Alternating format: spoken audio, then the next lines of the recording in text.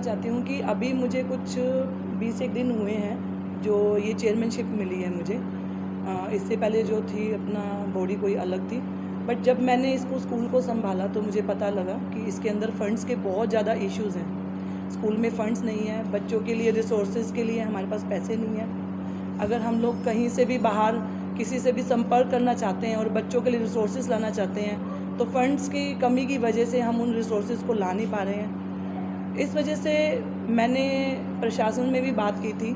मैंने हमारे जो माननीय डिप्टी कमिश्नर जी हैं उनसे रिक्वेस्ट की थी कि आप जो हैं इस स्कूल को वापस से जो है प्रेसिडेंटशिप जो है उनके डिप्टी कमिश्नर सर के पास अगर वो संभालें स्कूल को तो इसमें फ़ंड्स की कोई कमी नहीं आएगी। प्रशासन ने हमें अभी आश्वासन दिया है कि वो इसको लेके जो है विचार करेंगे, क्योंकि आप लोग देख रहे हैं कि पिछले दिनों जो बाढ़ की वजह से इतना कुछ चल रहा है तो शायद अभी प्रशासन भी इस मामले में बहुत ज़्यादा व्यस्त है, तो इस पर अभी काम हो नहीं रहा है। तो मेरी रिक्वेस्ट है अपने जो सिरसा में लोग हैं, हमारे शहरवासी हैं और हमारे जो प्रशासन में डिप्टी कमिश्नर सर हैं, मेरी उनसे रिक्वेस्ट है कि आप इन बच्चों के लिए प्लीज़ आगे आइए। और इसमें मेरा कोई निजी स्वार्थ नहीं है, मैं सिर्फ ये इसलिए कर रही हूँ क्योंकि मेरा खुद का बेटा जो है वो टोटली ब्लाइंड है। और जब मैंने मेरे बेटे को संभाला, मैंने मेरे बेटे को आगे शिक्षा के लिए मैं लेकर गई, मैंने आज तक अपने बेटे को स्पेशल स्कूल में नहीं पढ़ाया। उसका सबसे बड़ा कारण ये है कि जो ये बच्चे हैं, हम इनको जब एक अलग तरीके से अलग स्कूल में रख देते हैं तो इनकी एक अपनी एक दुनिया बन जाती है अलग से। इनको एक एक्सपोजर नहीं मिलता सब बच्चों के साथ, इनको ये नहीं पता लगता कि हाँ एक बाहर भी एक दुनिया है। तो मैंने मेरे बेटे को हमेशा मेन स्ट्रीम में रखा और मेरा ये मानना है कि इन बच्चों को भी जो है हम रिसोर्सेज अवेलेबल करवाएं, इन बच्चों को इस दुनिया से बाहर लेके जाएं, इनको मेन स्ट्रीम में लेके जाएं, इनको और भी ज़्यादा एक्सपोजर करने का मौका मिले, अपने आप को प्रूव कर पाएँ। इससे पहले भी मैंने आज से 3-4 साल पहले वॉलंटियर सर्विस देकर 6 बच्चों को इंटीग्रेट किया था। जो आज वो जो 6 बच्चे हैं वो फुल फी कंसेशन पे सिरसा स्कूल में पढ़ रहे हैं और मैं बड़े गर्व के साथ कहती हूँ कि वो बच्चे 6 के 6 बच्चे जो हैं आज मेरिट लिस्ट में हैं। और खाली वो 6 बच्चे भी और साथ में जो मेरा बेटा है वो इंडिया बुक ऑफ रिकॉर्ड्स में अपना रिकॉर्ड बना चुका है, एशिया बुक ऑफ रिकॉर्ड्स में अपना रिकॉर्ड बना चुका है, 10 इंटरनेशनल गोल्ड मेडल जीत चुका है। और आज एक सबसे बड़ा एग्जाम्पल पूरे ऑल ओवर हरियाणा में मैं गर्व से कह सकती हूँ कि मेरा खुद का जो बच्चा है वो एक एग्जाम्पल सेट कर रहा है इंक्लूजन एजुकेशन के लिए।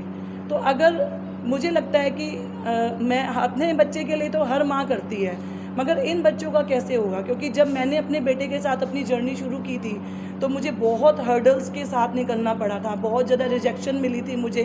मुझे कहा गया कि ये बच्चे यहाँ नहीं पढ़ सकते, इन बच्चों को आप कुर्सी बनवाइए, आप इन बच्चों को म्यूज़िक करवाइए, ये बच्चे कुछ नहीं कर सकते। बट मैंने वो एक चैलेंज एक्सेप्ट किया। जब मेरे बेटे को, मैं इतनी संपन्न फैमिली से होके मेरे बेटे को इतनी प्रॉब्लम आ सकती है तो मैं मानती हूँ कि इन बच्चों के तो माता पिता भी इनको सपोर्ट नहीं कर रहे हैं, तो इन बच्चों को कितनी परिस्थितियों से, कितनी दिक्कतों से निकलना पड़ेगा। लेकिन फिर भी मैं बार बार ये बात कहूँगी कि बिना फंड्स के ये चीज़ें पॉसिबल नहीं है।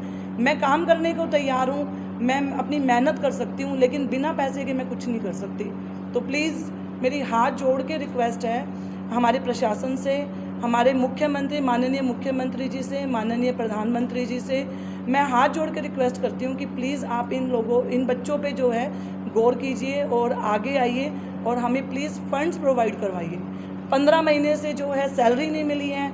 ये जो हमारे टीचर्स हैं आप देख रहे हैं, इनको 15 महीने से सैलरी नहीं मिली है, तो सोचिए ये भी अपना घर कैसे चला रहे हैं। ये तो मैं इन लोगों का उपकार मानती हूँ कि इतनी सैलरी मिलने के ना बाद भी ये लोग अपना यहाँ पे पूरी निष्ठा से काम कर रहे हैं। तो प्लीज़ रिक्वेस्ट है मेरी, आप आगे आइए और सिरसा जन जो हैं, हमारे सिरसा में जितने भी लोग हैं वो प्लीज़ आगे आइए।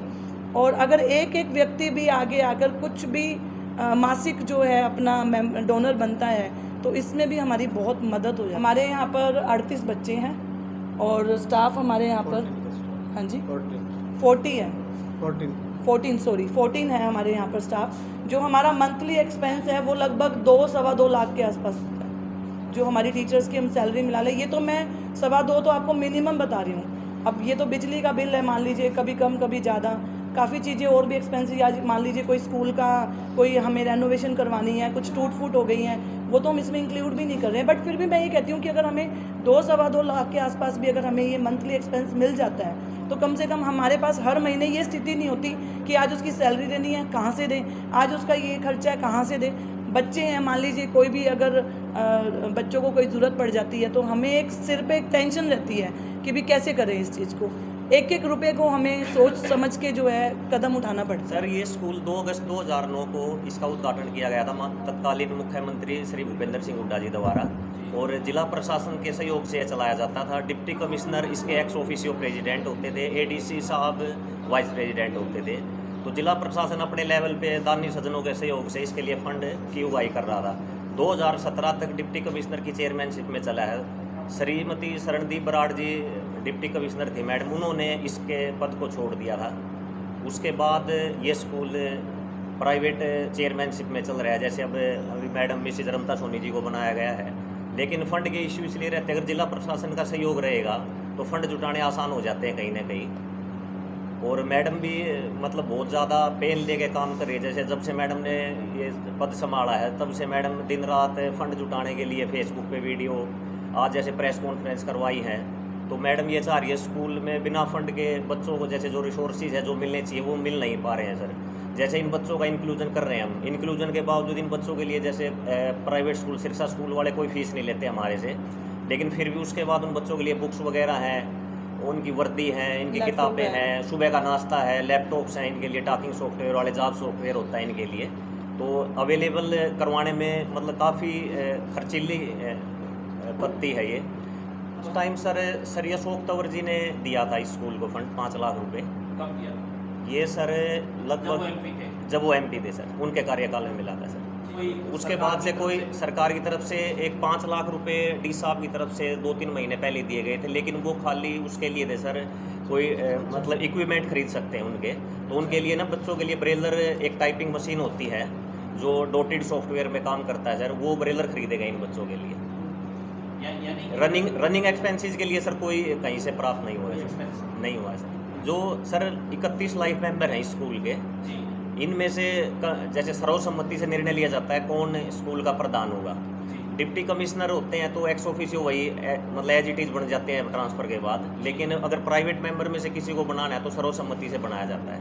अभी मैडम को बनाया गया 20-25 दिन पहले सर, जो संस्था की कार्यकारिणी की बैठक हुई थी उसमें निर्णय लिया गया था। कार्यकारिणी में सर टोटल आजीवन मेंबर तो 31 है और कार्यकारिणी में 7 सदस्य हैं सर। आप लोगों को जैसे कि बताया कि जो रिसोर्स सेंटर हम लोग चाहते हैं कि इधर हम एक रिसोर्स सेंटर भी बनाएं बच्चों के लिए। जो है अब हम लोग NVDA जो सॉफ्टवेयर आता है हमारा, जो बच्चों को हम लोग लैपटॉप में डालकर देते हैं, जिसके थ्रू बच्चे अपनी एजुकेशन को पढ़ते हैं। अब जैसे कि क्या होता है कि ब्रेल बुक्स आती है हमारे यहाँ पर, तो वो ब्रेल बुक्स के जो डॉट्स होते हैं ना वो एक टाइम के बाद ख़त्म होने शुरू हो जाते हैं। तो हम क्या करते हैं कि तीसरी तक तो हम बच्चे को ब्रेल में पढ़ाते हैं, चौथी के बाद जो है हम चाहते हैं कि बच्चों को हम लैपटॉप पे लेकर आएँ। उसके 2 कारण हैं, एक तो हमारा जो ब्रेल बुक का खर्चा होता है वो बचता है, दूसरा कारण ये होता है कि जब हमारा बच्चा चौथी में मेन स्ट्रीम में जाता है, अगर हम उसको वहाँ एडमिशन दिलवाते हैं, बाकी बच्चों के साथ वो बैठता है, तो वो ब्रेल जो होती है वो हर कोई नहीं पढ़ पाता। तो जो लैपटॉप होता है वो बहुत इजी होता है उसको हैंडल करना। बच्चा लैपटॉप के थ्रू पेपर देता है अपना, प्रिंट आउट में उसका पेपर निकल जाता है, जो कि बाकी टीचर्स के लिए भी उसको समझना और चेक करना बहुत आसान है। जो मेरा बेटा है खुद का, वो कक्षा 3री से लैपटॉप पे है और वो अपने लैपटॉप के थ्रू अपने एग्ज़ाम्स देता है और बड़ी ईजिली देता है। उसको उसके टीचर्स को, उसके स्कूल के टीचर्स को या उसको कभी भी इस तरह की कोई दिक्कत नहीं आती। बहुत सारे स्कूल्स हैं जो आज जागरूक हो रहे हैं और इन बच्चों को मौका दे रहे हैं। जैसे सतलू स्कूल ने जो है मेरे बेटे को मौका दिया और बड़े खुले दिल से उसको स्वीकार भी किया और उसको सारे टीचर्स सपोर्ट भी करते हैं। तो जब हम स्कूल्स हमारे अवेयर हो रहे हैं तो क्यों ना हम एक कदम ऐसा उठाएं कि इन बच्चों को सिर्फ एक दायरे में ना बांधकर हम लोग इनको बाहर की दुनिया भी दिखाएं, बाहर भी इनको एक्सपोजर मिले। अगर इन बच्चों को आज हम शिक्षित नहीं करेंगे तो इनके पास है क्या? सिर्फ एक शिक्षा ही तो है जिसके माध्यम से ये लोग अपना रोज़गार प्राप्त कर सकते हैं।